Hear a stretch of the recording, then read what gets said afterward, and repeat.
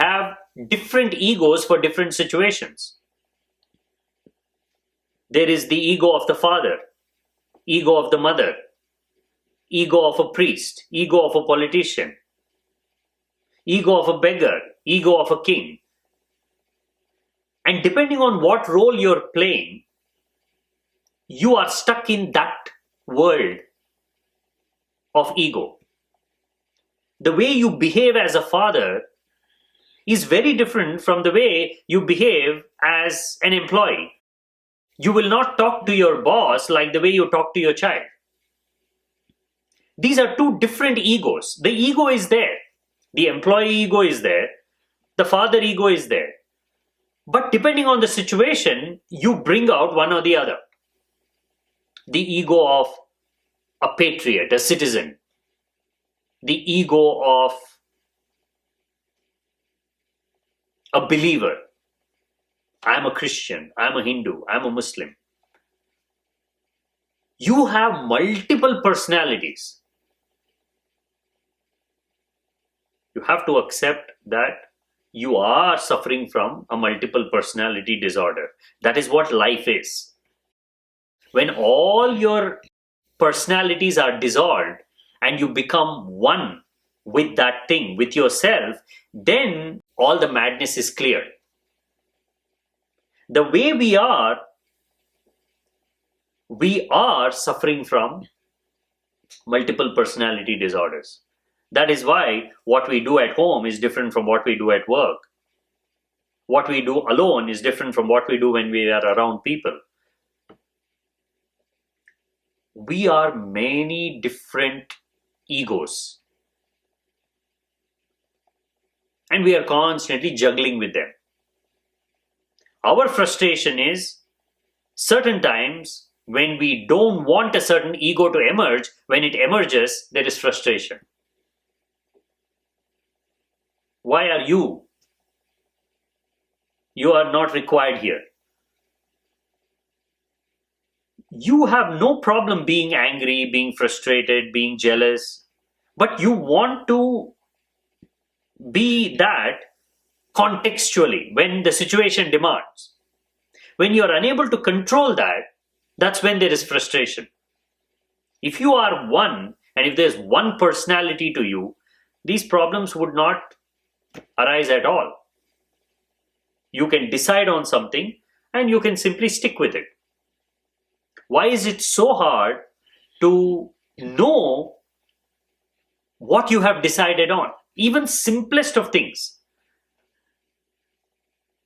I'm going to slowly reduce my addiction to smoking. It's a decision. Instead of 10 cigarettes, I'm going to smoke 9.5. You decide, but you forget. Someday you smoke 11. You're like, what is this? I made a decision. Well, the one who made the decision, the one who's smoking, are two completely different egos. You are in a different situation. When you made a decision, you were somewhere else. The context was different. For us, it is simply the environment in place. It is physical. But in the internal realm, it's a completely different ego. Completely different personality. When you're stressed, your whole personality changes, and that ego wants to smoke. When you're calm and relaxed, you are in a totally different ego, and that ego says, you don't need this. This is where we are stuck. Alternating between the self and the ego. The self and the part of the mind that we have become attached to, this constant movement is what we have accepted as life. That is why we cannot simply drop a habit. We have to create a habit to drop a habit. You have to slowly remove the nourishment to that part of the ego. It is never immediate. If you want to change anything, it takes time. It takes conscious effort. Now, the only thing that you can rely on that can help you to deal with all these multiple personalities, eventually drop the ones that you don't need, is to become aware of all of them. As of now, you are not aware of these multiple egos. When you recognize the ego, you are it. You are at the center of it.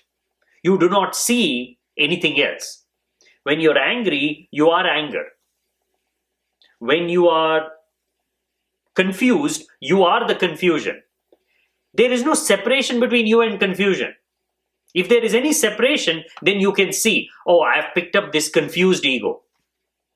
Let me drop it. I've picked up this religious ego.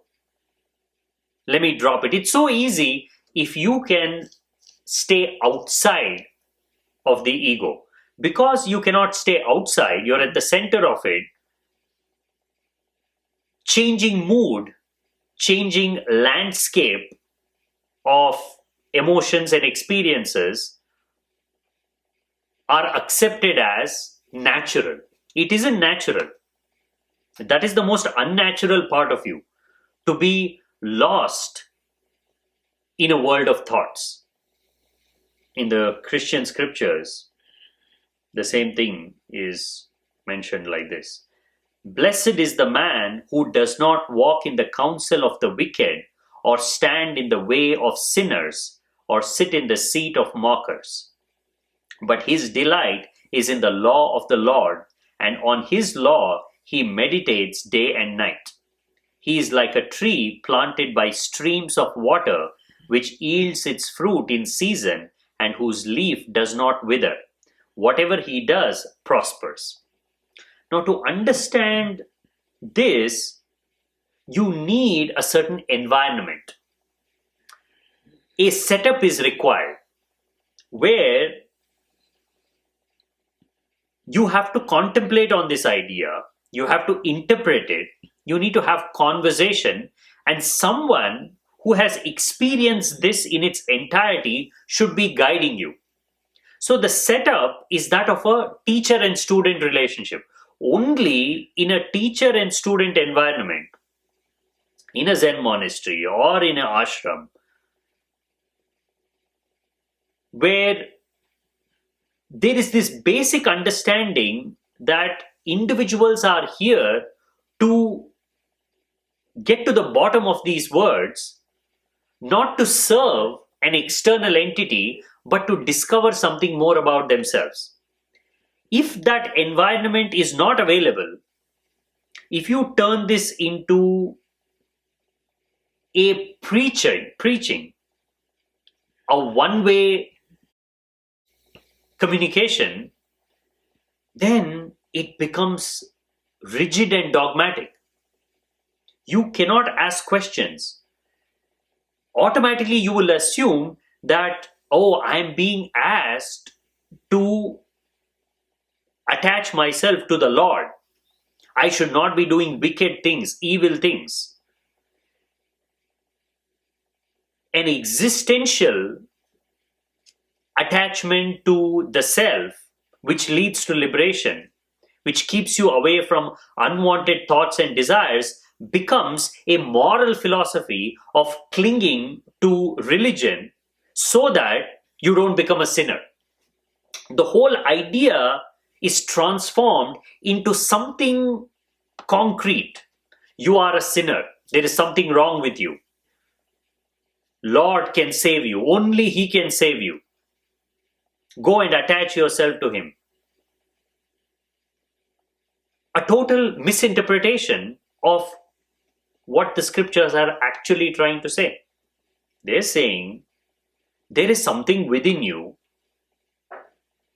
that you have to find, attach yourself to, because it is your own being, it is your own light. When you move farther away from this, you create unnecessary troubles for yourself. That's it. The journey you have to undertake is a meditative journey. The word meditate is used here in the Christian scripture. But this word is not interpreted. It is used as a replacement for thinking, or just meditate on this. Instead of saying, just think about it for a while. To meditate on something is a totally different phenomenon. It is to go behind the scenes and see what it is trying to communicate. That is the actual meaning of meditation. It is to get to the bottom of something. And you cannot do this using words and more words. To meditate is to get into a silent communion with an idea till the idea reveals its true face.